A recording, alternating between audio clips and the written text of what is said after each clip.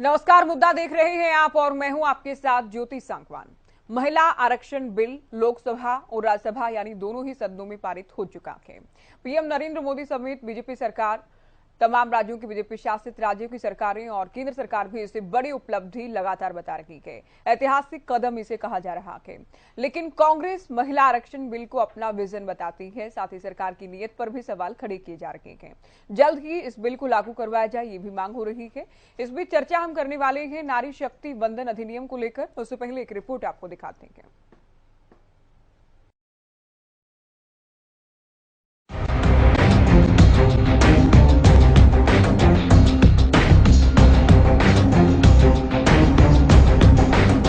महिला आरक्षण बिल यानी नारी शक्ति वंदन अधिनियम दोनों सदनों में पास हो चुका है।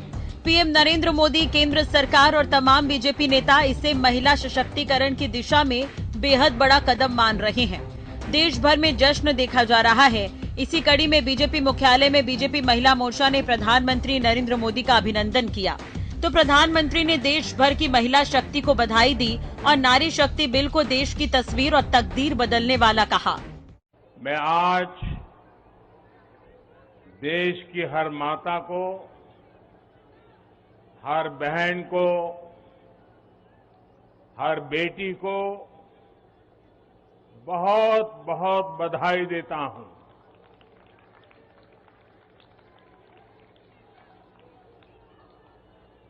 कल और परसों 20 और 21 सितंबर को हम सबने एक नया इतिहास बनते देखा है और हम सबका सौभाग्य है कि इतिहास बनाने का अवसर कोटि कोटि जनों ने हमें दिया है। बीजेपी अध्यक्ष जेपी नड्डा ने भी बिल का दोनों सदनों में पास हो जाना ऐतिहासिक कदम बताया। हरियाणा के सीएम मनोहर लाल समेत मंत्रियों ने भी महिला आरक्षण बिल को समय की आवश्यकता कहा। ये हम सब के लिए बहुत ही ऐतिहासिक घड़ी है, जो इतिहास में आगे चल करके दर्ज होगी और लंबे समय तक याद किया जाएगा। ऐसे घड़ी का, ऐसे क्षण का हम उसके चश्मदीद गवाह हो, ये हम सबका सौभाग्य है। ये ऐतिहासिक घड़ी, ये भावनाओं से भरी हुई घड़ी, ये भावुक कर देने वाली घड़ी, जिसका हम सब लोगों को लंबे समय से इंतजार था, वह संभव हो पाया तो दूरदृष्टि, अटूट निश्चय और पक्के इरादे के साथ प्रधानमंत्री मोदी जी ने ये नारी शक्ति वंदन विधेयक को समय पर ला करके जो पारित कराया है, इसके लिए भी हम उनका हार्दिक अभिनंदन करते हैं। सबसे पहले तो प्रधानमंत्री श्री नरेंद्र मोदी जी का बहुत बहुत धन्यवाद करता हूं, उनका आभारी हूं। उनको इस बात की सराहना करता हूं कि एक लंबे समय से जो एक मांग चली आ रही थी कि इस डेमोक्रेटिक सेटअप में, इस राजनीतिक क्षेत्र में, इस चुनावी प्रक्रिया में हमारी बहनों की, माताओं की, इनकी भागीदारी सुनिश्चित हो। ये भी ठीक है कि हरियाणा अपने आप में गवाह है इस बात का कि हमने अपने स्थानीय स्वशासन में, चाहे वो पंचायती राज है, चाहे नगरीय शासन है, उसमें हमने पहले से ही 50% का प्रतिनिधित्व तय कर दिया था।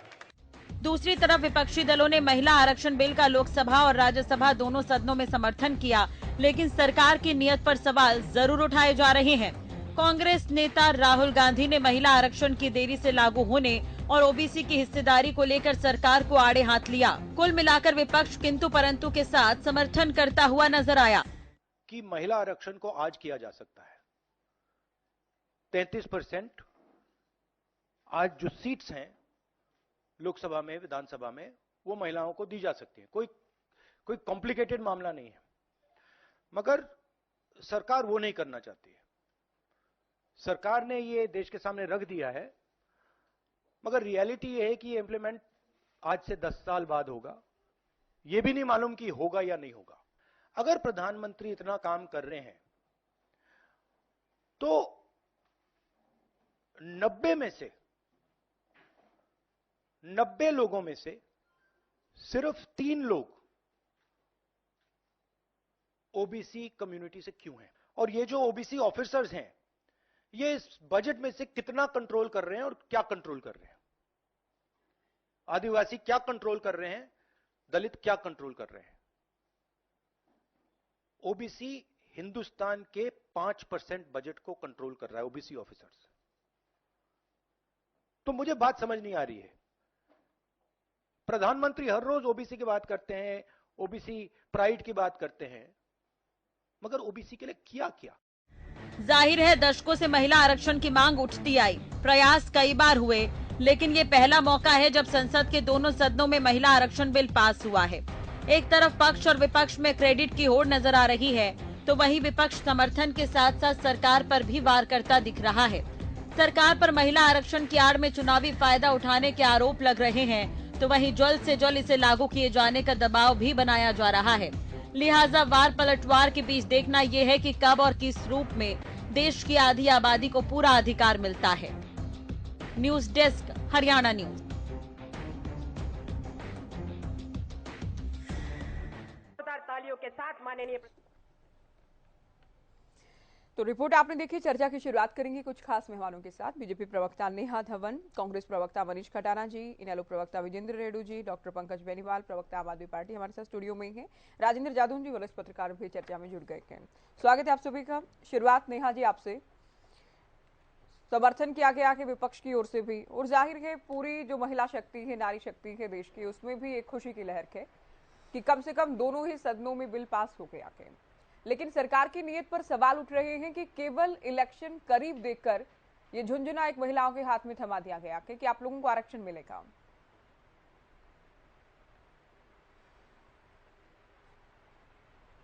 देखिए, हमारा एक प्रयास थे 3 दशकों से महिला आरक्षण बिल को लाने के, और आज हम ये कह सकते हैं कि हमारी नीयत में कोई खोट नहीं था, कोई हमारी नीयत गलत नहीं थी, हमारी नीयत में पारदर्शिता थी। हमने वादा किया था महिलाओं से देश की कि हम 33% आरक्षण लाएंगे और इसे लोकसभा में और राज्यसभा में पास कराकर कानून बनाकर इसे लागू करेंगे।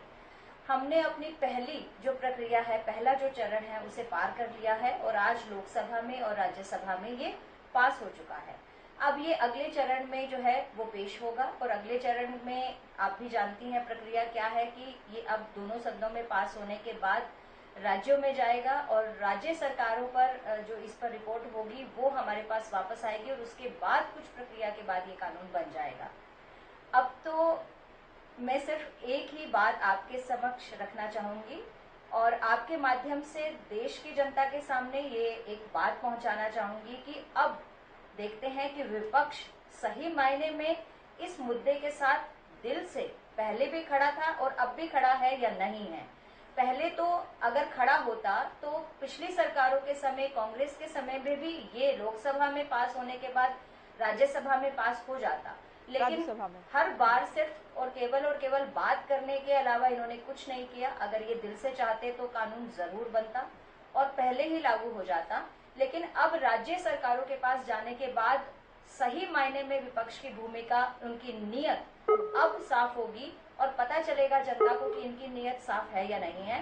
क्योंकि अब राज्य सरकारों में जहां जहां कांग्रेस की सरकार है और जहां जहां अन्य पार्टियों की सरकार है, भाजपा के अलावा, उन राज्यों के से ये जो आरक्षण बिल है ये कानून बनने की प्रक्रिया में डिले करते हैं, उसे दिल से पास करते हैं, तुरंत प्रभाव से इस पे कार्रवाई करते हैं, या इसको डिले करते हैं या कहीं ना कहीं अड़चन लगाकर इसे रोक देते हैं। अब तो पाला इनके हाथ में है। हमने अपनी नीयत साफ कर दी, हमने दिखा दिया कि हम देश की जो आधी आबादी है उसके साथ खड़े हैं, उनके सुख दुख के साथ खड़े हैं। हमारी ऐसी नीतियां आज प्रदेश में और देश में लागू है जो महिलाओं के हित में है। चाहे हमने ट्रिपल तलाक की बात की हो, ट्रिपल तलाक को दूर करना एक बहुत ही दृढ़ निश्चय और संकल्पबद्ध एक वचन था जो हमने निभाया। इतनी हिम्मत पिछली सरकारें नहीं कर पाई, किसी ने भी इस तरह की हिम्मत नहीं की। हमने महिलाओं की सुरक्षा के लिए कदम उठाए।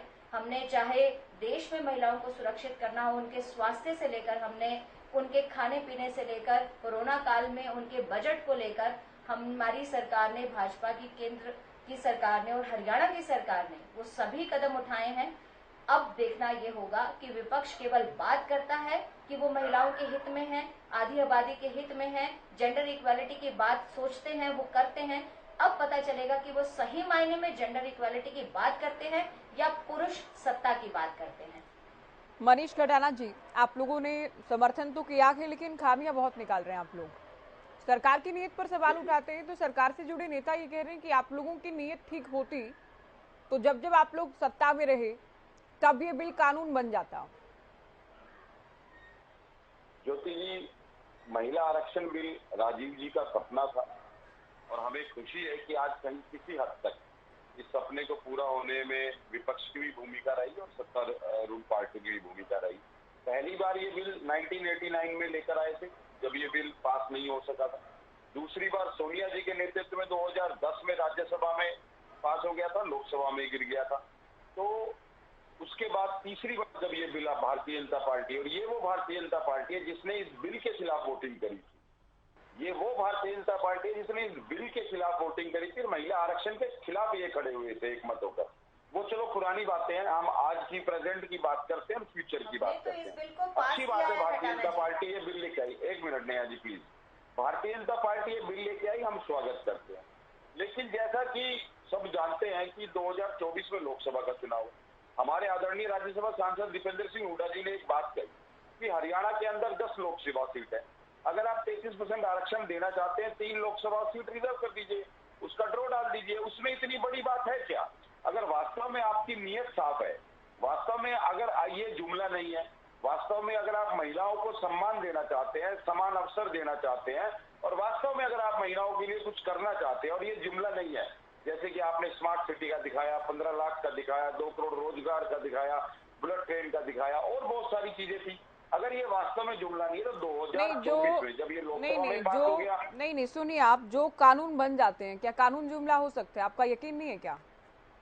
पूरा जो सिस्टम है, पूरी जो व्यवस्था है, कोई बिल अब चूंकि लोकसभा में, राज्यसभा में, फिर राज्यों को भेजा जाएगा, 50% विधानसभाओं में पास होगा, राष्ट्रपति इस पर दस्तखत करेंगे और उसके बाद ही कानून बनेगा। तो क्या कांग्रेस इस बात में यकीन नहीं करती है कि कानून बनने के बाद भी अधिकार नहीं मिलेगा?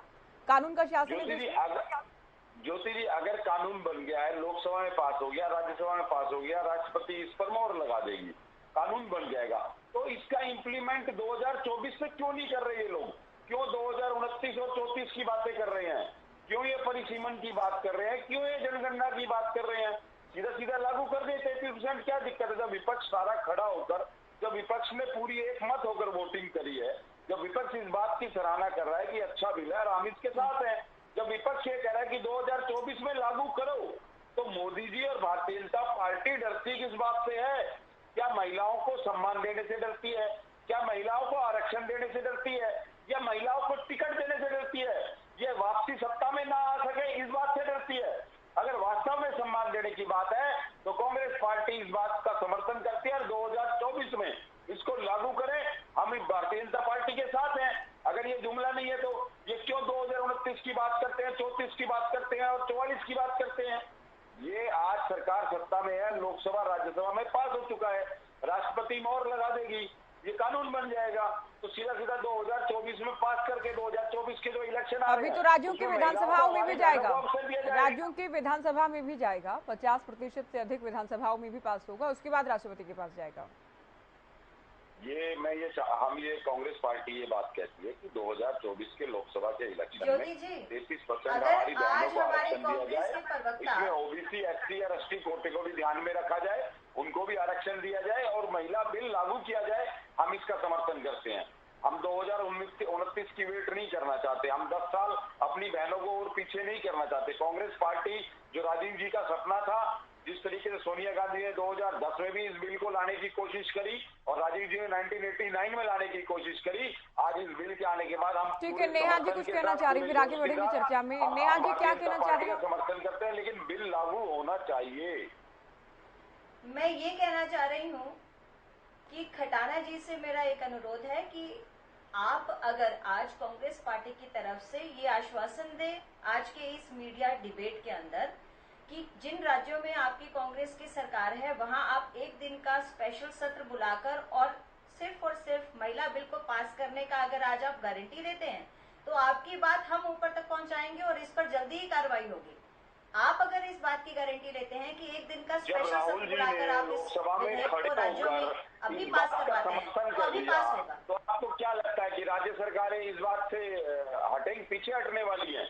जब राहुल जी खुद इस बात का समर्थन कर रहे हैं कि कैसे डाउट हो सकता है कि माननीय नरेंद्र मोदी जी ने जब लोकसभा और राज्यसभा में पास कर दिया तो ये कानून नहीं बनेगा? आपको डाउट किस बात का है? आपको डाउट किस बात का है जब ये 2 सदनों में पास हो चुका है? अभी भी आपको डाउट है? महिला आरक्षण का जो बिल है 2024 में लागू क्यों नहीं कर रहे? आप किस बात से डर रहे हैं? आपको डर किस बात का है? आप लोकसभा में पारित कीजिए, लोकसभा में डर किस बात की रहे हैं? कानून प्रक्रिया है, हम उसको फॉलो कर रहे हैं। कानून लोकतंत्र में कानून की प्रक्रिया को करना पड़ेगा। संविधान में एक चरणबद्ध प्रक्रिया है।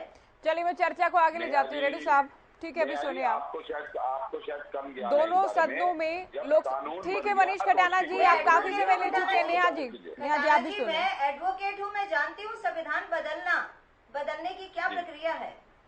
रेड्डी साहब लोकसभा में केवल 2 ही वोट अगेंस्ट थे इस बिल के और राज्यसभा की बात करें सर्वसम्मति से पास हुआ, लेकिन उसके बाद भी विपक्ष लगातार ये कह रहा है कि बीजेपी इसे या पीएम मोदी केंद्र सरकार इसे केवल चुनाव प्रचार के लिए लेकर आए हैं, 2024 में चुनावी फायदा उठाने के लिए लेकर आए हैं। सर्वप्रथम मैं नारी शक्ति वंदन अधिनियम पास होने के उपलक्ष्य में नारी शक्ति को बार बार वंदन करता हूं, बार बार इनको बधाई देता हूं।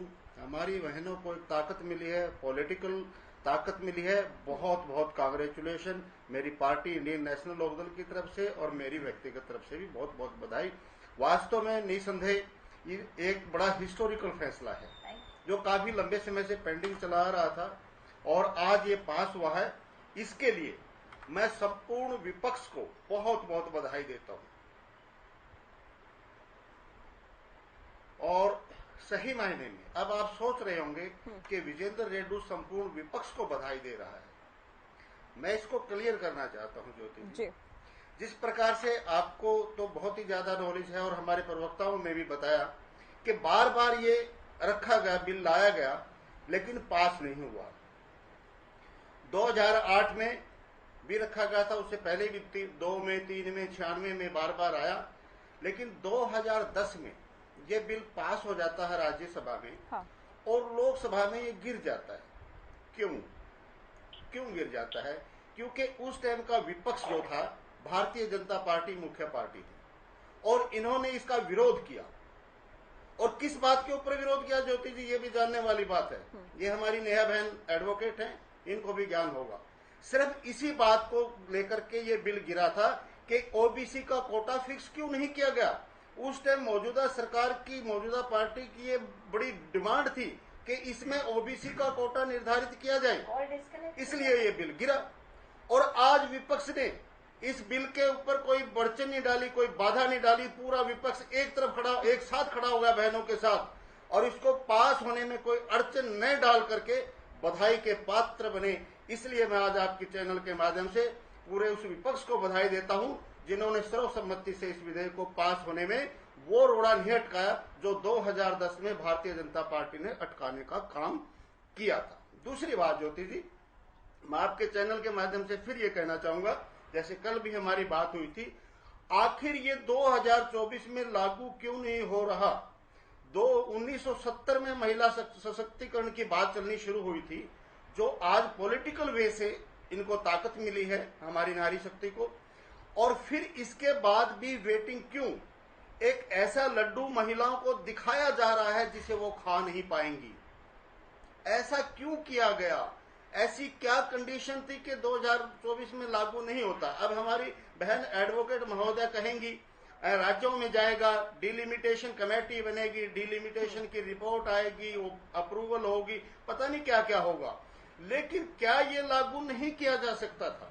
दूसरी बात ये कहते हैं कि ओबीसी का प्रावधान नहीं है हमारे कॉन्स्टिट्यूशन में, जो राज्यसभा लोकसभा में हम इसको ओबीसी को आरक्षण नहीं देते। ठीक बात है, ये भी कॉन्स्टिट्यूशनल बात है, मैं मानता हूं, बट संसद किस लिए है? कानून ही बनाने के लिए तो है। जब आप संविधान को ही बदल रहे हैं, संविधान में अमेंडमेंट कर रहे हैं, तो उसमें यह भी तो डाला जा सकता था कि ओबीसी को भी इसमें इंक्लूड किया जाता है, वो भी साथ में ही पास हो जाता। और आज पूरा विपक्ष डिमांड कर रहा है तो वो उसको पास करने में बाधा भी नहीं बनते और ये पास भी हो जाता। ऐसे संविधान की आड़ लेकर के ओबीसी की महिलाओं के जो अधिकारों का हनन किया गया है उससे बच नहीं सकती मौजूदा सरकार। ये और 2024 का इसको लिंगर ऑन जो करने का काम किया गया है, इस कमी से भी नहीं बच सकती। कहीं न कहीं सरकार ने आपकी मंशा ओबीसी के प्रति सही नहीं है और महिलाओं को अधिकार मिले उसके प्रति भी सरकार चिंतित है, क्योंकि वो चाहती, बार बार सरकार के और भाजपा के प्रवक्ता भी, प्रतिनिधि भी कहते हैं कि 2024 तो मोदी की है, 2029 की तैयारी कीजिए आप लोग। क्या इसीलिए 2024 में लागू नहीं किया गया कि 2024 में फिर ये सोच रहे हैं कि हम आ रहे हैं, इसलिए इनको लिंगर ऑन करने का काम किया गया है? तो हम तो डिमांड करते हैं इंडियन नेशनल लोकदल पार्टी आज आपके चैनल के माध्यम से कि इसको 2024 में ही लागू करने का प्रावधान किया जाए। और जहां हमारी नेहा बहन ने एक बात और कही कि राज्य सरकारें इसमें कितना समय लगाएंगी, मेरा ये मानना है कि जब राज्य सरकार ने लोकसभा में और राज्यसभा में विपक्ष ने सर्वसम्मति से पास करवा दिया गया है, वहां कोई रोड़ा और बाधा नहीं बने हैं, तो राज्य सरकारें भी इसमें किसी प्रकार की अड़चन नहीं लगाएंगे और वहां से ये शीघ्र पास होकर के आएगा, बशर्ते कि केंद्र सरकार इसका प्रोसेस कितना जल्दी शुरू करती है और इस बात को कितना जल्दी आगे बढ़ाने का काम करते हैं। ये विपक्षी जो सरकारें हैं उनके पाले में गेंद नहीं है, गेंद अभी सरकार के ही पाले में है। ये कितना तत्परता से इसको आगे बढ़ाने का काम करेगी और हम तो फिर एक बार फिर बहुत बहुत हमारी बहनों को बधाई देता हूँ, मुबारकबाद देता हूँ। पंकज जी, देखिए समर्थन तो किया गया कि पास भी हो गया है बिल, लेकिन उसके बाद भी अलग अलग बातों को लेकर खामियां जरूर निकाली जा रही हैं। ओबीसी को लेकर प्रमुख तौर पर कहा जा रहा है कि ओबीसी को आरक्षण क्यों नहीं, ओबीसी का इसमें प्रावधान क्यों नहीं? नमस्कार ज्योति जी, सभी साथियों को नमस्कार, सभी दर्शकों को मेरा नमस्कार। नारी शक्ति वंदन अधिनियम जो पास हुआ, राज्यसभा और लोकसभा दोनों सदनों में पास हुआ, उसके लिए बारंबार नारी शक्ति को, पूरे देश की महिलाओं को मेरा हाथ जोड़कर अभिनंदन और उनको बहुत बहुत साधुवाद और बहुत बहुत मुबारकबाद कि वो अब संसद में भी और विधानसभाओं में भी 33% के हिसाब से वो लोग वहाँ पर पहुँच पाएंगे। सीधा सवाल है बीजेपी की सरकार से, क्योंकि सरकार उनकी हरियाणा में भी है और उनकी देश के अंदर भी सरकार है मोदी जी की। क्या 2024 में विधानसभा में खट्टर साहब बता पाएंगे कि 33% महिलाएं विधायक बनकर पहुंच जाएंगी? क्या मोदी जी इसका आश्वासन देते हैं कि 33% महिलाएं सांसद बनकर संसद में पहुंच जाएंगी दिल्ली? क्या इन चीज़ों की गारंटी है उनके पास? अगर विशेष सत्र बुलाया जा सकता है लोकसभा का, राज्यसभा का, तो विधानसभाओं का क्यों नहीं एक दिन मुकर्रर किया जाता कि एक दिन सारे देश की विधानसभाओं को इस बिल के लिए विशेष सत्र बुलाया जाएगा? और उस दिन जब सारे विपक्ष ने, बार बार विपक्ष की तरफ से साधुवाद है क्योंकि विपक्ष ने एक बार भी किसी ने रोड़ा नहीं अटकाया, सबने इसका समर्थन किया, कोई भी पार्टी रही, कोई भी सांसद रहा, सबने दोनों ही सदनों में सबने इसका देश की हर एक महिला का साथ दिया। तो आज भाजपा उन विपक्षी दलों पर उंगली खड़ा करना चाहती है जिन लोगों ने संसद के अंदर हर एक उस महिला का ध्यान दिया, उस महिला का साथ दिया जो इस बिल के ऊपर टकटकी लगाए बैठी थी। संदेह तो इन लोगों की बीजेपी सरकार के ऊपर है, जिनका दोहरा चरित्र है। आज हरियाणा के अंदर 20,000 आशा वर्कर, सारी महिलाएं हैं, सारी की सारी रोडों पर है। रक्षाबंधन हो, जन्माष्टमी हो, तीज का त्योहार हो, सारा रोडों पर मन रहा है और ये बात करते हैं कि हम लोग नारी शक्ति का अभिनंदन करेंगे। आज मोदी जी भाषण दे रहे थे लेकिन महिलाएं कतारों में खड़ी थी, बैठने के लिए कुर्सी तक नहीं थी उनके लिए। ये बात करेंगे कि नारी शक्ति को हम करेंगे। खट्टर साहब के प्रोग्रामों में महिलाओं को बोलने नहीं दिया जाता। एक बुजुर्ग महिला ने कहा कि मेरे एरिया में कारखाना बना दो ताकि यहाँ के युवाओं को रोजगार मिल जाए। खट्टर साहब का तंज था कि अब की बार चंद्रयान 4 जाएगा तो उसमें तेरे को भेजूंगा। अरे भैया, महिलाओं का सम्मान करना सीखो। इन लोगों को ब्रजभूषण शरण सिंह पसंद है, प्यारा है, इनको संदीप सिंह प्यारा है, जिन्होंने महिला यौन उत्पीड़न के केस में जिनके ऊपर चार्जशीट है, वो लोग इनको पसंद है, महिलाएं पसंद नहीं है। महिलाओं के खिलाफ है, दोहरा चरित्र है भाजपा का। मुंह में राम राम बगल में छुरी वाली कहावत है भाजपा सरकार की। ये यहां पर बैठकर विशेष सत्र की आज बात करें। एडवोकेट साहब, नेहा जी हमारे को बताएं कि किस दिन वो विशेष सत्र पूरे देश में बुलाया जाएगा, सारी विधानसभाओं का, कि जिस दिन सारी की सारी जब लोकसभा और राज्यसभा में सबने एक मत से डाल दिया कि महिलाओं के सम्मान में हम साथ खड़े हैं, तो ये लोग क्यों डर रहे हैं उस चीज के लिए। इन्होंने कहा कि महिलाओं के लिए हमने बहुत कुछ किया, नेहा जी ने भी बहुत कुछ गिनाया, लेकिन नेहा जी ने यह नहीं बताया कि उनकी रसोई कितनी महंगी कर दी, उनकी आंसू ला दिए हमारी माताओं और बहनों के। सिलेंडर को 400 से 1200 पहुंचाया वही महिलाएं थी इस देश की। इन्होंने दाल चावल चीनी आटा दही दूध हर चीज पर जीएसटी का टैक्स लगाया, माताएं वहां भी रो रही थी। हर चीज पर इन्होंने माता बहनों को रोने के लिए छोड़ा है। वहां जंतर मंतर पर हमारे देश की जो गौरव है, हमारे देश की जो बेटियां हैं, वो वहां पर झंडा फहरा रही थी और वहां पर धरना दे रही थी अपनी इज्जत के लिए, अपनी हर चीज अस्मिता के लिए। लेकिन मोदी जी मौन थे, मोदी जी ने एक शब्द नहीं बोला और कर्नाटक में अपने चुनाव प्रचार में लगे हुए थे। वही देश की महिलाएं हैं जो मणिपुर में नग्न अवस्था में वीडियो वायरल हुए और मोदी जी मौन रहे। तो कैसा बात करते हैं ये कि हम नारी सम्मान की बात करते हैं, जब नारियों के सम्मान की बात होती है ना देश का प्रधानमंत्री बोलता है ना हरियाणा का मुख्यमंत्री बोलता है, दोनों के दोनों चुप हो जाते हैं। आज वो गुड़गांव के अंदर मुख्यमंत्री जी खट्टर साहब आए थे, क्यों नहीं महिलाओं के धरने पर गए जो डीसी ऑफिस में आशा वर्कर बैठी हुई हैं। 45 दिनों से 4 बहनें हमारी शहीद भी हो गई, उसके बावजूद भाजपा की सरकार ने हमारी उन बहनों का अभी तक शुद्ध नहीं ली है कि क्यों हमारी माताएं बहनें रोड पर हैं, क्या इनको परेशानियां हैं, क्यों नहीं ये उन माताओं बहनों के पास जाना चाहते। जादून जी को चर्चा में जोड़ेंगे, उनसे पहले नेहा जी कुछ कहना चाह रही, बहुत संक्षेप में बोलेगा, बताइए। और ज्योति जी अमृत काल में महिलाओं के लिए बहुत बड़ी बड़ी बात करते हैं, लेकिन महिलाओं के सम्मान में भाजपा की सरकार मौन रहती है हमेशा। महिलाओं के सम्मान में, उनकी सुरक्षा में एक शब्द नहीं बोलते हैं। पानी, नेहा जी एक बात और सुन लीजिए, पानीपत के अंदर ही अभी गैंगरेप हो गया, अभी कुछ दिन पहले ही, ज्यादा समय नहीं हुआ तो कितने मनगढ़ंत कहानियां ये मनगढ़ंत कहानियां। संदीप सिंह के ऊपर यौन उत्पीड़न का केस है कि नहीं, संदीप सिंह पे यौन उत्पीड़न का केस है कि नहीं, 6 धाराएं लगी है कि नहीं लगी है, 6 धाराएं लगी है कि नहीं लगी है, आप बताओ।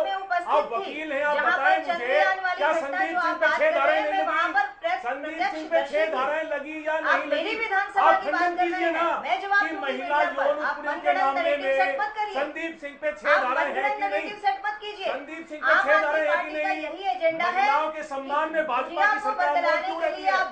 नग्न अवस्था की वीडियो वायरल हुई कि नहीं मणिपुर की, नग्न अवस्था की वीडियो वायरल हुई कि नहीं? पंकज बेनीवाल जी जवाब दीजिए इनका। तो हमारे देश के प्रधानमंत्री मौन है और तो हरियाणा के मुख्यमंत्री मौन है। आप ये बताओ, जब नग्न अवस्था की वीडियो आ रही है, जब प्रधानमंत्री को कर्नाटक में क्यों नहीं वहां पर बैठ के बात करते मणिपुर के लिए? मणिपुर इस देश का हिस्सा है, मणिपुर की महिलाएं भी भारत देश की है, वो भी हमारी बहन है, हमारी बेटियां हैं, क्यों नहीं उनके लिए आप मोदी जी बोलते? खट्टर साहब ने संदीप सिंह का फेवर क्यों किया? क्यों संदीप सिंह के साथ खड़े? क्यों नहीं वो बात करते कि मैं संदीप सिंह के खिलाफ हूँ, क्योंकि इसके ऊपर यौन उत्पीड़न के 6 मामले चल रहे। ये झूठ बोलने की आवश्यकता नहीं है। आप लोग नारियों के साथ नहीं हो, ना नारियों का सम्मान करना चाहते हो, ना आप नारियों का सम्मान कर सकते हो। आप ये बताएं कि 6 धाराएं हैं कि नहीं, 6 धाराएं हैं कि नहीं, संदीप सिंह पे 6 धाराएं हैं कि नहीं? आप इस बात का जवाब दे दीजिए। और एक महिला पंकज बेनीवाल जी, मामले में 6 महिला, पंकज बेनीवाल जी, आप बहुत विस्तार से अपनी बात कह चुके हैं। नेहा जी आएंगे आपके पास। जादून साहब, महिला के वोट का महत्व क्या है? ये तो लगता है कि करीब, मुझे कुछ सेकंड का, देखिए आप इनके नैरेटिव को पक्का करने के लिए इनको समय दे देती हैं, लेकिन आप उसका काउंटर रिएक्शन जरूर लें, क्योंकि ऐसे तो कुछ लोग सुनेंगे इनकी बात को बिलीव करेंगे, यही तो इनका मैंने तो आपको भी समय दिया। आप इस डिबेट में 2 बार तब बोल चुकी हैं जब जादौन साहब एक बार भी नहीं बोले, तो आप ये कैसे कह रही हैं कि मैं इनका नैरेटिव पक्का करने के लिए इनको वक्त दे रही हूँ? मैं मानती हूँ, वक्त मैंने आपको भी दिया था, लेकिन आप सभी एक दूसरे के बारे में बोलते हैं। आप भी इनके बीच में बोल रही थी, ये भी आपके बीच में बोले हैं, तो मैं किसी का नैरेटिव पक्का कराने के लिए नहीं बैठी हूँ यहाँ पर। साथ के साथ जवाब देना जरूरी है। चलिए बोलिए, जल्दी कंप्लीट कीजिए आप अपनी बात। आप पक्का नहीं करा रही हैं, लेकिन इनका जवाब साथ के साथ जरूर देना चाहिए। मैं सिर्फ ये कहना चाहूंगी कि क्या दोगली बात की ये बात कर रहे थे, क्या अरविंद केजरीवाल दोगली बात नहीं कर रहे हैं, आम आदमी पार्टी दोगली बात नहीं करती? क्या दिल्ली में और पंजाब में इन्होंने 50% महिलाओं को टिकट दिया? इनसे ये पूछने वाला कोई है? दूसरी बात, ये बात करते हैं ओबीसी की। आप भी ज्योति जी एक महिला हैं, मैं भी एक महिला हूं। आप जानती हैं कि इस पुरुष सत्ता समाज के अंदर, परिवार के अंदर और राजनीतिक क्षेत्र के अंदर हम महिलाओं की कोई जात नहीं है, हमारी कोई कास्ट नहीं है। हमें कास्ट में मत बांटिए, हमें सिर्फ महिला रहने दीजिए और महिला होने के नाते 33% आरक्षण हमें चाहिए। और हमारी जो जाति है वो नारी है, हमें नारी रहने दीजिए, हमें कास्ट में मत बांटिए, बरगलाइए नहीं हमें। ठीक है, बेनीवाल जी आएंगे आपके पास। अभी जादून जी, महिला के वोट की जो इम्पोर्टेंस है सभी पार्टियों के लिए, हम मान के चलें कि अब समझ में आ रहा है सत्तासीन पार्टी को भी 2024 से पहले महिला वोटर्स को रिझाना है और विपक्षी दल भी इस बिल के आरक्षण के खिलाफ जाने का कोई रिस्क नहीं ले सकते। निश्चित तौर पर ये तो एनवायरमेंट बना हुआ था हमारे देश में कि महिलाओं को पर्याप्त भागीदारी लोकतंत्र में, जैसे देश की आजादी के साथ ही दी गई। कई देशों में तो संघर्ष करना पड़ा महिलाओं को, जैसे अमेरिका में जो है बड़ा लंबा संघर्ष करना पड़ा, तब जाके वोटिंग राइट मिले। पर हमारे देश में देश की आजादी के साथ जैसे ही लोकतांत्रिक व्यवस्था लागू हुई, महिलाओं को मताधिकार प्राप्त था।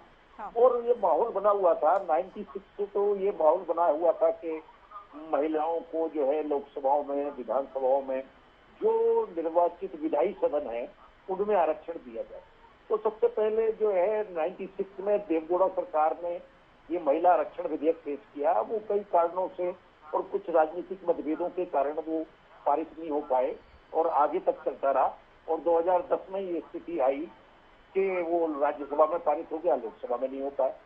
तो अब ये है कि अब देश में एक तरह से जिस तरह से ये विधेयक पारित हुआ है उसमें ये दिखाई देता है कि राष्ट्रीय सहमति बनी हुई।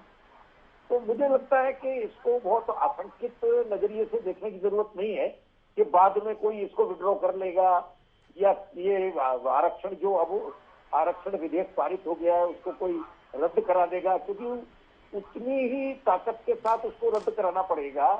वो इतना आसान नहीं है, वो उसके लिए भी विधेयक लाना पड़ेगा। वो ऐसे नहीं मनमाने तरीके से जो है कोई राजनीतिक पार्टी फैसला कर लेगी और हो जाएगा। वो जो राजनीतिक पार्टी अगर कोई इसको वापस भी लेना चाहेगी तो उसको बाकायदा लोकसभा राज्यसभा में पारित करना पड़ेगा। लेकिन जब राष्ट्रीय सहमति बनी हुई है तो ये आशंका रखने की जरूरत ही नहीं है कि वो वापस ले लिया जाएगा। अब सवाल ये है कि वो 2024 से लागू हो और या फिर वो परिसीमन की प्रक्रिया है और जनगणना है बीच में, तो उसके बाद वो लागू हो। तो इसमें तो बैठ के कुछ राजनीतिक दलों के साथ सरकार को तय करना चाहिए कि जितना जल्दी संभव हो इसको लागू कराया जाए, ताकि जो है नारी शक्ति को अपना मौका मिले। अभी जो तमाम तरह की शिकायतें हैं, जब महिला का राजनीतिक रूप से सशक्तिकरण होगा तो वो तमाम तरह के भेदभाव, अत्याचार, उत्पीड़न, मुझे लगता है कि उन पर जब वो राजनीतिक रूप से ताकत मिलेगी तो इन पर स्वतः अंकुश लगेगा और उनको चेक बैलेंस होगा, उन पर नियंत्रण होगा। फिर जो है शासकीय तंत्र में भी उनका दखल होगा, सरकार में भागीदारी होगी। तो अब देखने की बात है कि किस तरह से हम आगे बढ़ते हैं, उसको पॉजिटिव तरीके से आगे बढ़ाने की जरूरत। पंकज जी कुछ काउंटर करना चाह रहे थे। मैं ये कह रहा था, इन्होंने कहा कि महिलाओं को जातियों में ना बांटे, तो भैया फिर डिलिमिटेशन जो कमेटी वो क्या करेगी, आपकी जनगणना क्या करेगी, जब महिलाओं को पता ही है कि 33% महिलाओं को हमारे को लेकर के आना है, महिलाओं की कोई कास्ट हमें माननी नहीं है। बीजेपी के प्रवक्ता नेहा धवन ने भी यही कहा और मैं परसों की आपकी डिबेट सुन रहा था, वंदना पोपली जी ने भी यही कहा था, उन्होंने भी दुहाई दी थी। तो अगर ऐसी ही बात है तो सीधा सीधा पास कीजिए। पूरे भारत देश की जनता ने आपको मैंडेट दे रखा है, लोकसभा राज्यसभा ने पास कर दिया है, जितनी मर्जी आप सारे स्टेट्स में भेज के देख लो, वहां से भी पास होके आएगा। और 33% महिलाएं अब की बार विधानसभा और लोकसभा के अंदर होनी चाहिए, ये आप लोग हमारे को गारंटी दीजिए। अगर आपका ही यही वक्तव्य है तो अपने वक्तव्य से फिरना नहीं है बीजेपी के प्रवक्ताओं को, बाद में ये ना कहे कि ओबीसी है, एससी है, बीसी है, जर्नल है। आज इन्होंने कहा, वंदना पोपली जी ने भी कहा, इनके प्रवक्ता बार बार एक ही बात चिल्ला रहे हैं कि नारियों को, महिलाओं को जातों में ना बांटें, कास्ट में ना बांटें। अगर ऐसी बात है तो हम लोग समर्थन करते हैं। आम आदमी पार्टी का प्रवक्ता होने के नाते मैं कह रहा हूं कि महिलाओं को समर्थन है। अगर ऐसी ही बात है तो 33% महिलाएं 2024 की विधानसभा में और लोकसभा में पहुंच जानी चाहिए। इसकी जिम्मेदारी नेहा धवन जी ले। मनीष खटाना हमने तो पहले ही कहा है कि ये कानून बनेगा, हमें कोई बनेगा नहीं, बन चुका है। आप सिर्फ ये बताओ 2024 में पहुंचा दोगे? हमने समर्थन दे दिया, आप पहुंचा देंगे, 2024 में पहुंच जाएगा। फिर कमेटियों की जरूरत नहीं है ना, जनगणना की भी जरूरत नहीं है। जनगणना किस लिए कराना चाह रहे थे आप? जनगणना इसीलिए कराना चाह रहे थे। चलिए मैं चर्चा को आगे ले जाते हुए अभी मनीष खटाना जी, आप लोग भी बार बार राहुल गांधी को हम सुन रहे हैं बार बार ओबीसी के आरक्षण की बात कर रहे हैं, ओबीसी की हिस्सेदारी की बात कर रहे हैं, तो आप लोग भी कहीं ना कहीं जो सचिव का मुद्दा उठाया कि तो ये ओबीसी को साधने का प्रयास हो रहा है सीधे सीधे। देखिए एससी एसटी और ओबीसी इनको आरक्षण देना चाहिए और ये कोई इतनी बड़ी चीज नहीं है। हमारे सांसद दीपेंद्र सिंह हुड्डा जी ने कहा कि हरियाणा में 10 सीटें हैं, 33% के हिसाब से आप उनकी 3 सीटें रिजर्व कर दो, उनका लकी ड्रॉ डाल दो, एससी एसटी और ओबीसी एक सीट बांट दो। बहुत सिंपल सी चीज है, कोई इतनी बड़ी चीज है नहीं। अगर किसी की नीयत साफ हो, अगर कोई आदमी वास्तव में काम, जब पूरा देश, मेरे भाई बोल रहे थे कि बिल्कुल ठीक कह रहे थे कि पूरा देश का मंडेट आज लोकसभा और राज्यसभा में सभी सांसदों ने, मात्र 2 सांसदों ने क्रॉस वोटिंग करी है, मात्र 2, सभी सांसदों ने इनके पक्ष में मतदान किया, इस बिल को पास किया। सभी सांसद, सभी पार्टियां ये चाहती हैं कि ये पास हो। ये मैंने पहले भी कहा, मैं दोबारा कह रहा हूँ, ये भारतीय जनता पार्टी वो पार्टी है जिसने इसके खिलाफ वोटिंग कर रखी है, महिला आरक्षण बिल के खिलाफ। चलो अच्छी बात है, आप सद्बुद्धि आई 2024 के इलेक्शन में, अगर ये महिलाओं की वोट को रिझाना चाहते हैं और लेना चाहते हैं, और मुझे खुशी होगी अगर इनको वोट मिले, अगर ये काम करें तो। लेकिन ये वही जुमले अगर ये साबित होते हैं, ये 2029 और 34 की बातें करते हैं, जो बिल्कुल सिंपल है, आप लकी ड्रा डालिए। और जब राहुल जी ने ये बात क्लियर कर दी कि हम इसका समर्थन करते हैं, तो मुझे एक बात बताइए कि कांग्रेस की कौन सी राज्य सरकार इसके खिलाफ जाएगी, या आम आदमी पार्टी की कौन सी सरकार इसके खिलाफ जाएगी? निकालने से ऐसे कैसे हो जाएगा मनीष खटाना? अगर आप लोगों जनगणना परिसीमन कोई प्रक्रिया होती होगी। ज्योति जी 33% जब क्लियर है, 90 में से 30 महिलाओं को टिकट देनी है, 10 में से 3 को देनी है, बिल्कुल क्लियर है, इसमें कोई दिक्कत वाली बात ही नहीं है, इसमें दिक्कत वाली बात ही नहीं है। अगर नियत हो तो, अगर मन करे, आपको मणिपुर की घटना है, प्रधानमंत्री 18 घंटे काम करते हैं, अगर 18 घंटे काम करेंगे काम हो जाएगा बहुत जल्दी। एक मिनट, संदीप सिंह जी के लिए खट्टर साहब ने विधानसभा में खड़े होकर कहा नहीं लूंगा, नहीं लूंगा, नहीं लूंगा। तो क्या ये एक मुख्यमंत्री की भाषा है सदन के अंदर? क्या ये बीजेपी के मुख्यमंत्री की भाषा है जो एक ऐसे मंत्री का इस्तीफा लेने के लिए कर देता है जिसके महिला उत्पीड़न के आरोप हैं कि नहीं लूंगा, नहीं लूंगा, नहीं लूंगा? क्या महिलाओं के साथ खड़े होंगे?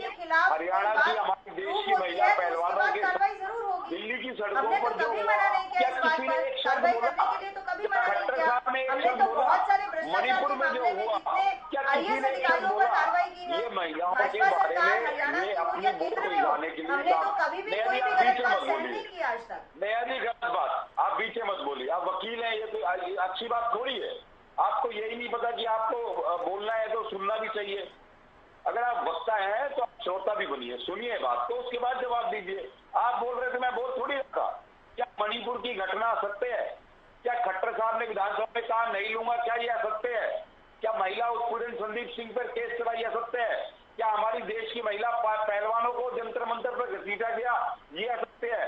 क्या यौन उत्पीड़न के मामले में आज तक जो बीजेपी के आपके सांसद हैं, जो WFI वर्ल्ड फेडरेशन के जो अध्यक्ष थे श्री शरण सिंह जी, क्या उन पे कोई कार्रवाई हुई? क्या आपको मालूम है कि वर्ल्ड जो इनकी फेडरेशन है पहलवानों की, वहां पर तिरंगा झंडा लहराने से मना कर दिया, वहां पर नेशनल एंथम के लिए रोक लगा दी क्योंकि इन्होंने अपना इलेक्शन नहीं कराया। कितने शर्म की बात है। महिला पहलवान देश का गौरव, जिन्होंने देश का तिरंगा तो पूरे हिंदुस्तान में और विदेशों में फहराया, उनके सम्मान में 2 शब्द आप लोग नहीं बोल पाए। आप कौन सी बात कर रहे हैं? ज्योति जी। जी नेहा जी बोले। आवाज आ रही है आपको? जी नेहा जी बोले। ज्योति जी, मैं सिर्फ और सिर्फ इतना कहना चाहूंगी कि विपक्ष को कोई ना कोई मुद्दा बनाना है, बाल की खाल खींचनी है। ये जब इनके पास में कोई आप इनको पूछिए, ये मुद्दे बनाए हुए हैं, तो किसी न किसी बात को खींचना है। ये बात केवल किसी बात को खींचने की ही बात है कि ये 26 में लागू क्यों होगा, 29 में क्यों आएगा, जनसंख्या पहले क्यों काउंट होगा, कानून बनने में देरी क्यों है, ओबीसी क्यों नहीं आए। इसके अलावा इनके पास कोई भी बात करने की नहीं है। जहां तक बात महिला सम्मान की है, अभी मेरे साथी प्रवक्ता ये बात कर रहे थे कि भाजपा कार्यालय में खुशियां मनाई जा रही थी, वहां पर महिलाएं खड़ी थी, लेकिन मेरे साथी प्रवक्ता ने ये नहीं देखा, ये दृश्य नहीं देखा कि देश का प्रधानमंत्री भाजपा कार्यालय में उन महिलाओं के चरण छू रहा है कि आज मैं अपने किए वादे में सफल हुआ। ये दृश्य भारत में इनको नहीं दिखता है कि प्रधानमंत्री महिलाओं के पांव छू रहा है इस बिल को पास करने के बाद। इनको दिखता है कि महिलाएं वहां खड़ी थी। महिला सम्मान की बात अभी मेरे साथी प्रवक्ता ने की कि चांद पर पहुंचाएंगे, ऐसा हरियाणा के माननीय मुख्यमंत्री मनोहर लाल जी ने बात कही। मेरी हांसी विधानसभा में बैठक थी और उस गांव में मैं भी प्रत्यक्षदर्शी थी, मैं भी वहीं उपस्थित थी। वो बात केवल और केवल मीडिया में तोड़ मरोड़ कर पेश की गई, ऐसी कोई भी बात नहीं हुई। मैं भाजपा की प्रवक्ता होने के नाते, एक महिला होने के नाते, भाजपा की कार्यकर्ता होने के नाते इस बात का खंडन करती हूँ। मनीष जी, नेहा जी को वक्त दिया गया है बोलने के लिए। मनोहर लाल बोले नेहा जी। ये अभी एक नैरेटिव सेट कर रहे थे कि हमारे नेता जो हैं वो महिलाओं का सम्मान नहीं करते। मैं ये पूछना चाहती हूँ कि क्या प्रधानमंत्री जी ने जब मणिपुर मुद्दे पर जब संवेदनाएं व्यक्त की थी, क्या इन्होंने नहीं सुनी? क्या हमारे बड़े नेताओं ने, छोटे नेताओं ने, कार्यकर्ताओं ने मणिपुर के बारे में जो वक्तव्य कहे इन्होंने नहीं सुने थे?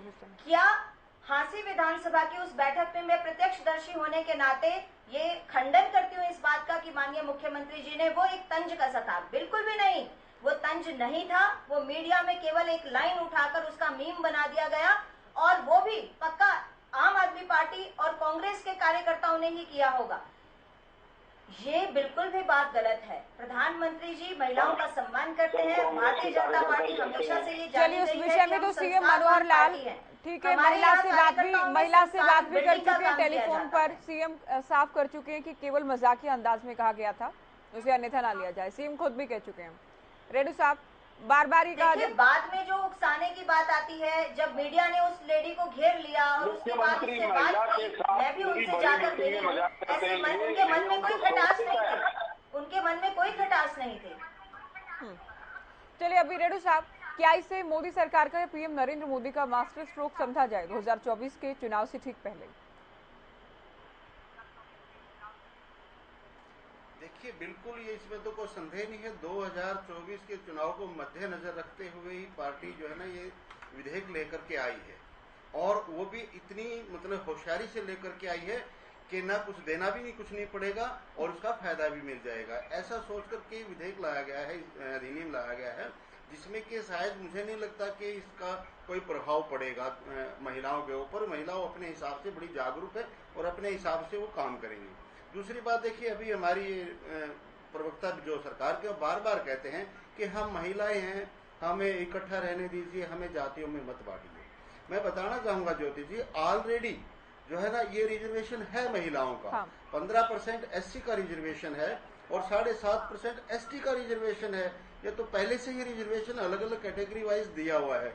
उसके अंदर ओबीसी को और ऐड करने वाली बात थी। अगर महिलाओं को एक ही रखना था तो फिर एससी एसटी के रिजर्वेशन को खत्म कर देते, सभी महिलाओं का 33% इकट्ठा हो जाता। आपने उनको रखा है, एक ग्रुप को नहीं रखा, तो कहीं ना कहीं वो इसमें जो ना अपना अन्याय तो समझते ही हैं। दूसरी बात अभी कह रही थी नेहा जी हमारी बहन कि मुख्यमंत्री जी ने मणिपुर की घटना के ऊपर अपनी संवेदनाएं प्रकट की। बड़ा अजीब सवाल है बहन हमारी का, और बड़ा अजीब जवाब है, सवाल नहीं जवाब है बड़ा अजीब ये कि इस तरह के जवाब एक गवर्नमेंट देती है। गवर्नमेंट संवेदनाएं प्रकट नहीं किया करती है नेहा जी, गवर्नमेंट तो एक्शन लेती है, गवर्नमेंट तो करके दिखाती है। संवेदनाएं तो हम जैसे करते हैं जिसके हाथ में पावर ना हो, हम संवेदनाएं प्रकट करते हैं, हम बात को उठाते हैं, ये हमारा काम है। सरकार का काम तो एक्शन प्लान लागू करना होता है और एक्शन करके दिखाना होता है समाज को कि लो ये घटना घटी तो हमने इसके ऊपर ये एक्शन लिया, जिससे सभी को संतुष्टि मिले, विपक्ष को भी और प्रदेश की जनता को। दूसरी बात ज्योति जी देखिए, ये कानून तो बन गया, इसमें कोई संदेह नहीं है, कानून बन गया और लागू भी होगा 10 साल बाद होगा या 15 साल बाद होगा या कब होगा वो एक गर्व का विषय है, गर्व में छुपा हुआ है। लेकिन कहीं ना कहीं मैं ये मानता हूं कि हमारी जो इंडियन नेशनल लोकदल पार्टी है, हमारा इसके ऊपर चिंतन शुरू हो गया है और शायद हम जो है ना 2024 में जरूर महिलाओं को 33% आरक्षण देने का काम करेंगे। सरकार का कानून जब बनेगा बनता रहेगा, लागू होगा जब लागू होगा। और ऑलरेडी भी हिंदुस्तान में कई स्टेट्स में ऑलरेडी ये आरक्षण चला हुआ है, कई जगह तो 50% तक भी चला हुआ है। क्या दिक्कत थी सरकार को इसको 24 से लागू करने में? दूसरी बात, इसके साथ साथ ये विधेयक आपने पास करवा दिया, अधिनियम हो गया, अच्छी बात है, लेकिन ग्राउंड लेवल पर महिलाओं की सुरक्षा को भी मजबूत करने का काम करे। कुछ इस तरह के जो ना कानून भी लागू करने का काम करे जिसमें महिलाएं अपना स्वतंत्र रूप से अपने काम जो घरेलू कार्य कर सके, इधर उधर जहां आना जाना आ जा सके। आज क्राइम की जो है महिलाओं का दिन प्रतिदिन बढ़ता जा रहा है। ये हमारे एनएसओ की रिपोर्ट है, स्टैटिस्टिकल ऑफिस की, कि महिलाओं के ऊपर जो अत्याचार हैं वो बढ़े हैं, घटे नहीं हैं। इनकी सुरक्षा का भी प्रावधान किया जाए। और जैसे हमारे कांग्रेस वाले और आप वाले प्रवक्ता भाई ने भी दोहराया, उन बातों को मैं दोबारा नहीं दोहरा रहा। जिस प्रकार से आज महिलाएं असुरक्षित है हिंदुस्तान में भी और प्रदेश में भी, ये बड़ा चिंतनीय विषय है और इसका भी समाधान सरकार को करना चाहिए, इसके ऊपर एक्शन लेना चाहिए। पंकज बेनीवाल जी, ओबीसी को लेकर जो कांग्रेस या दूसरे दल बात कर रहे हैं कि 90 में से 3 ही सचिव हैं या ओबीसी का आरक्षण क्यों नहीं, बीजेपी कहती है कि हमने तो पीएम ओबीसी से दिए हैं, तो हमसे अधिक हितैषी कौन हो सकता है ओबीसी का? देखिए ज्योति जी, ये लोग ना बातों को भ्रमित करने में माहिर लोग हैं। मतलब बातों को किसी भी तरीके से तोड़ मरोड़ देते हैं। जब हर चीज़ तरीके से चल रही है, ओबीसी को हर जगह एक मिला हुआ है अपना कोटा पूरा, तो उनको वहाँ पर देने में दिक्कत क्या है? इनको इस बात में ये कहने की क्या जरूरत है कि हमने तो ओबीसी से प्रधानमंत्री दिए। अरे भैया, ओबीसी का अगर कोटा मांग रहे हैं, ओबीसी के लोग हैं देश के अंदर, ओबीसी की एक बहुत बड़ी वो है, लोगों की जमात है पूरे देश के अंदर, तो क्यों नहीं? आप डर क्यों रहे? आप पीछे क्यों हट रहे हैं उन लोगों से मुंह क्यों छिपा रहे हैं आप लोग? अगर आपका प्रधानमंत्री अगर ओबीसी से आता है तो आपको तो और ध्यान देना चाहिए उन लोगों का कि ये तो ओबीसी के हमारे भाई हैं, पूरे देश के वासी हैं हमारे, इनको क्यों पिछड़ा रहने दें? अगर देश का एक आदमी अगर ओबीसी में से प्रधानमंत्री बन गया, सबका भला हो गया क्या? सारे प्रधानमंत्री बन गए क्या? अरे सारे लोगों का आपको सोचना पड़ेगा। मणिपुर के लिए बात की इन्होंने, मणिपुर में भाजपा की अलायंस की सरकार है, उसके बावजूद ऐसा जघन्य काम वहां पर हो रहा है जिसने देश को शर्मसार किया है, उसके बावजूद प्रधानमंत्री नहीं बोल पा रहे और नेहा बहन यहां बैठकर उनकी तरफदारी कर रही है। वहां आज हरियाणा के अंदर जो खट्टर साहब की बात के लिए इन्होंने अभी बात को तोड़ मरोड़ के खुद किया, वो खट्टर साहब ने खुद फोन किया, खुद सॉरी फील की कि भैया ये तो मजाक था। उनका कहना सीधा सीधा डायरेक्ट था, किसी ने कोई उसमें टेपिंग नहीं की। नेहा जी, वो जैसी बात थी वैसी सबको मिली। जेपी दलाल ने, राव इंद्रजीत सिंह ने और जो शहरी निकाय मंत्री, उन्होंने आशा वर्कर्स को अपने जनसंवाद प्रोग्राम में आने तक नहीं दिया। और खट्टर साहब जो है जनसंवाद प्रोग्रामों में ना आशा वर्कर को आने देते। एक महिला ने अपने उसके लिए कह दिया कि मेरा पोर्टल में मैंने एनरोलमेंट किया हुआ है, लेकिन उससे मेरे को नौकरी में दिक्कत आ रही है, मिल नहीं रही। अब क्या कहते हैं कि ये तो सिर्फ ऐसे ही था पोर्टल। तो अरे भैया, आपने पोर्टल खोला है, पोर्टल आप लोग खेल रहे हैं, लेकिन महिला ने जब क्वेश्चन कर लिया तो उसे माइक छीन लिया गया जनसंवाद प्रोग्रामों में। तो आप लोगों की जो सरकार है वो महिलाओं के खिलाफ है। महिलाओं के लिए आप लोगों ने एक बिल पास किया, आपने नहीं किया, पूरे देश के सांसदों ने किया, पूरे देश की जनता ने किया, आपने अकेले ने नहीं किया। अपना क्रेडिट लेना ना करें कि हमने कर दिया। आप लोग एक बिल लेके आए, जब वो पहले ये बिल आया था तो क्यों आप लोग खिलाफ खड़े थे? जब आप लोगों ने एक समर्थन से यूं तालियां क्यों नहीं बजाई कि हम पास करवाते इस बिल को, तब आप लोग पीछे क्यों हटे थे? आप इस बात का जवाब दे देना। आज जब आप लोग उस बिल को ले आए, हम सबने साथ दिया अपनी बहनों का, छाती ठोक कर कहा कि अपनी बहनों के साथ है, 33% आप लोगों को मिलना चाहिए। लेकिन आप लोगों ने उस टाइम पर जो विगत की सरकारें थी, विपक्ष में रहते हुए आप लोगों ने साथ नहीं दिया।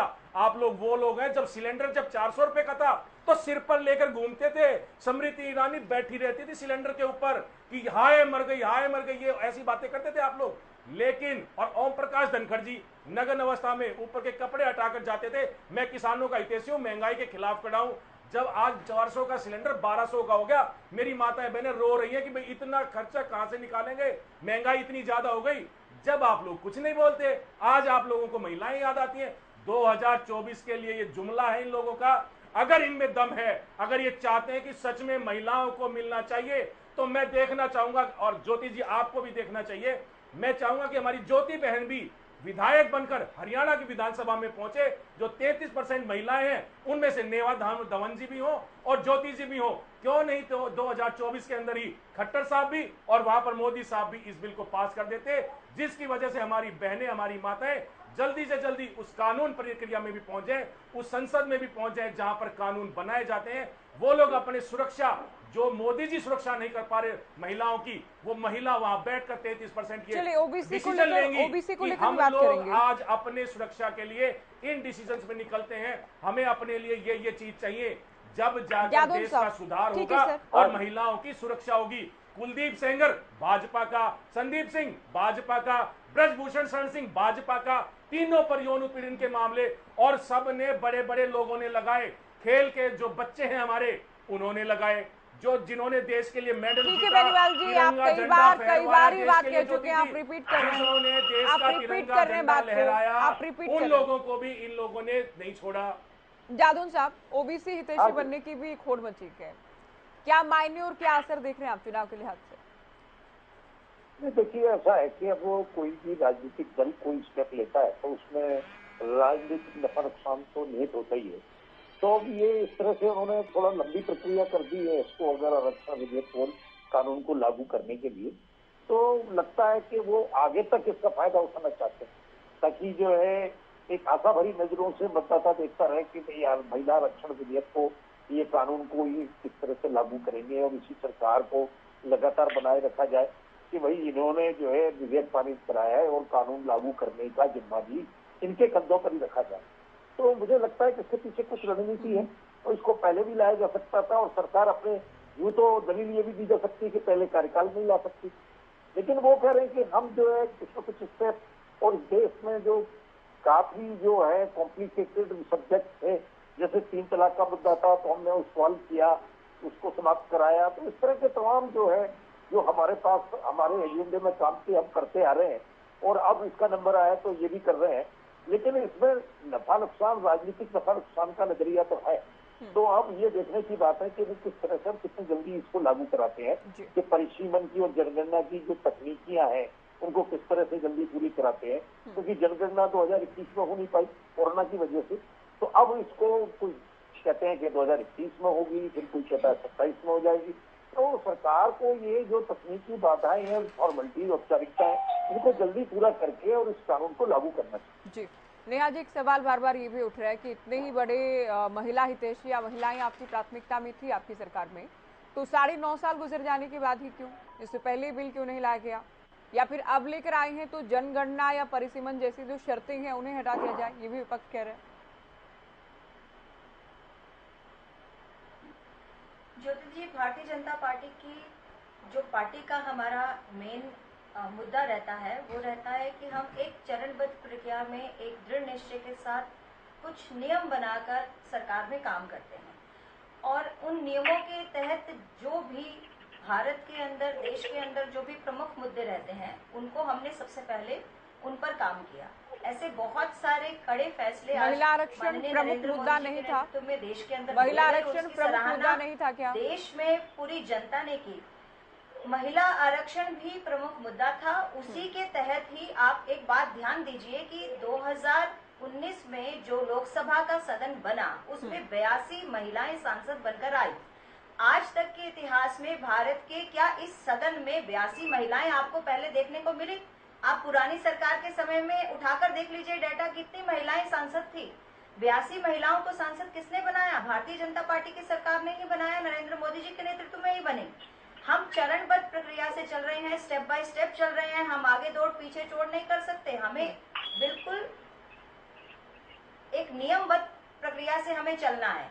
और जहां तक बात है कि विपक्ष की, हम जो है धन्यवाद हम उनका भी करना चाहेंगे। हम बहुत ही सहर्ष हृदय से उनका अभिनंदन करते हैं, उनको धन्यवाद करते हैं कि उन्होंने इस प्रक्रिया में हमारा साथ दिया और उन्होंने पहले आवाज उठाई। बिल्कुल हम मानते हैं, बिल्कुल मानते हैं कि कांग्रेस से पहले देवेगौड़ा जी के टाइम से, राजीव जी के टाइम से ये बात उठती आई और अटल जी के टाइम पे भी ये बात उठी, हम बिल्कुल मानते हैं। लेकिन क्या विपक्ष आज ये बात स्वीकार करने की हालत में है कि क्या नरेंद्र मोदी जी की तारीफ और उनकी सराहना उनको इतनी भी नहीं सुनी जा रही कि उनके कार्यकाल में दोनों सदनों में आज बिल जो है वो पास हो चुका है, क्या उनके मुख से एक बार भी नरेंद्र मोदी जी की तारीफ के लिए कोई दो शब्द निकले?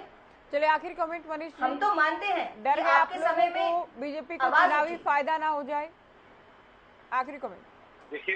देखिए ज्योति जी, चुनावी फायदा तो तब होगा जब ये किसी के कल्याण के लिए या किसी के लिए कुछ करेंगे। ये एक जुमले वाली पार्टी है जिन्होंने जुमला छोड़ना था 2014 से पहले, 19 से पहले और 24 से पहले। मैंने तो पहले भी कहा और हमारे नेता ने भी सदन में खड़ा होकर बात कही कि ये राजीव जी का सपना था और आज ये सपना लगभग अधूरा पूरा हुआ, चाहे वो अधूरा हुआ चाहे वो आधा हुआ, लेकिन हम पूरा विपक्ष एक साथ इसके लिए खड़े होकर उन्होंने मतदान किया और इसको अपना समर्थन किया। और हम मोदी जी से, जो मेरी बहन बार बार कह रही है कि आप मोदी जी के बारे में दो शब्द, हम धन्यवाद करते हैं मोदी साहब का। अगर मोदी साहब इस बिल को 2024 में लागू कर दे और हमारी बहनें अगर लोकसभा और विधानसभा में जाकर बैठे तो इस बात की खुशी शायद कांग्रेस पार्टी से ज्यादा किसी को नहीं होगी, क्योंकि ये सपना राजीव जी ने देखा था, इसकी पहल राजीव जी ने की थी और सोनिया जी ने भी 2010 के अंदर राज्यसभा और लोकसभा में पास कराने की इस बिल को भरपूर कोशिश की और यही भारतीय जनता पार्टी थी जिसने इसके खिलाफ वोट डाले थे। 33%। अगर सपना था राजीव जी का तो इतने साल क्यों लगाए आपने? अभी भी आप 33% टिकट नहीं देते। आपने क्रॉस वोटिंग करी थी, भारतीय जनता पार्टी ने क्रॉस वोटिंग करी थी, जाके चेक कीजिए किस लिए करी थी, पूछिए। नहीं, टिकट देना तो आपके हाथ में है ना, उनसे पूछिए। टिकट देना तो महिला आपके हाथ आरक्षण में के है। खिलाफ आपने टिकट वोटिंग देना तो किस लिए महिलाओं करी? को आपके हाथ में है। कांग्रेस ने तो आज क्यों कांग्रेस ने आप तो नहीं महिला करी ना कार्यकर्ताओं को वोटिंग। सम्मान नहीं देते अपनी पार्टी कांग्रेस में? ने तो समर्थन किया है टिकट ना। देना तो आपके हाथ में है ना। आम आदमी पार्टी अपनी बात पर खड़ी उतरती है, ना कांग्रेस अपनी बात पर खड़ी उतरती है, लेकिन उंगली करनी है आपको भाजपा की तरफ, उंगली करनी है आपको नरेंद्र मोदी के काम की तरफ, उंगली करनी है आपको माननीय मनोहर लाल जी के काम की तरफ। इतने झूठ किस लिए? आपको दिखते हैं ओम प्रकाश। चलिए बहुत शुक्रिया आप सभी का, मनीष कटाना जी, नेहा जी, आप सभी का बहुत शुक्रिया। आप लोगों ने वक्त दिया और चर्चा हम महिला आरक्षण बिल को लेकर कर रहे थे। फिलहाल दीजिए इजाजत, नमस्कार।